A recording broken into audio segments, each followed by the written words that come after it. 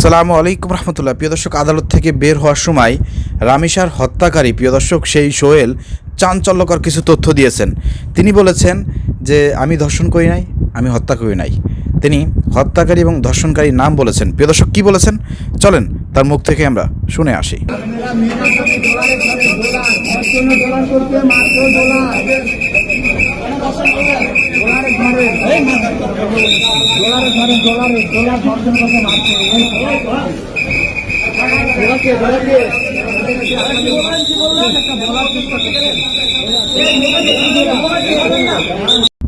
প্রিয় দর্শক, আপনারা এখানে শুনলেন এই ব্যক্তি, এই খুনি ডলারের নাম বলেছে।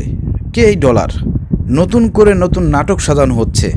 আমার মনে হয় আইনজীবী তাকে শিখিয়ে দিয়েছে। এই যে বিচার 1 মাসের মধ্যে হওয়ার কথা কিন্তু, এবং বাংলাদেশের প্রধানমন্ত্রী তারেক রহমান তিনি বলেছেন যে 1 মাসের মধ্যে বিচার হবে এবং এই খুনির সর্বোচ্চ ফাঁসি হবে। আমার যেটা মনে হচ্ছে প্রিয় দর্শক, নতুন করে ষড়যন্ত্র করে এই বিচার কার্য যাতে লেট করা যায় এবং দীর্ঘস্থ করা হয়, এজন্য একটা নাটক তৈরি করা হয়েছে। এই ডলারের নাম সামনে এসেছে। ডলার কে?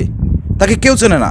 তার নাম নতুন করে এই সোহেল মুখে এনে সে তার অপরাধকে ঢাকার চেষ্টা করতেছে। তারপরে পুলিশ প্রশাসনের উচিত এটা খতিয়ে দেখা এবং তাকে রিমান্ডের উপর রিমান্ড দিয়ে সত্য বের করে আনতে হবে। কে এই ডলার? তাকে খুঁজে বের করতে হবে। তার যদি অস্তিত্ব না থাকে তাহলে কেন তার নাম বলল, কারা তাকে দিয়ে নাম বলিয়েছে, এগুলো খুঁজে বের করতে হবে। প্রধানমন্ত্রী তারেক রহমানের মান সম্মান রাখতে হবে, কারণ তারেক রহমান যেটা বলেছেন যে 1 মাসের মধ্যে বিচার হবে, খুনির ফাঁসি হবে, এটা যদি তিনি করতে না পারেন, বিচার কাজ যদি পিছিয়ে যায় এভাবে বিভিন্ন রকমের এই যে বিভ্রান্তিকর কথাবার্তার কারণে যদি বিচার কাজ পিছিয়ে যায়, তাহলে কিন্তু সর্বশেষ 1 মাসের মধ্যে যদি ফাঁসি না হয়, তাহলে দেশের জনগণ কিন্তু তারেক রহমানকে ধরবে এবং বলবে যে না, তিনি মিথ্যাবাদী এবং তিনি কথা দিয়ে কথা রাখেন নাই। তারেক রহমানের সমালোচনা কিন্তু সবাই করবে। অতএব এই বিচার নিয়ে তাল বাহানা এটা কিন্তু দেশের জনগণ মেনে নেবে না।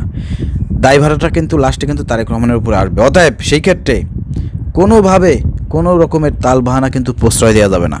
কঠোর হস্তে এগুলো দমন করতে হবে এবং এই আসামিদেরকে অতি দ্রুত 1 মাসের মধ্যে ফাঁসির কাস্টে ঝুলিয়ে সর্বোচ্চ শাস্তি নিশ্চিত করে জনগণকে তারেক রহমানের যে কথা দিয়েছেন সেই কথা রাখতে হবে।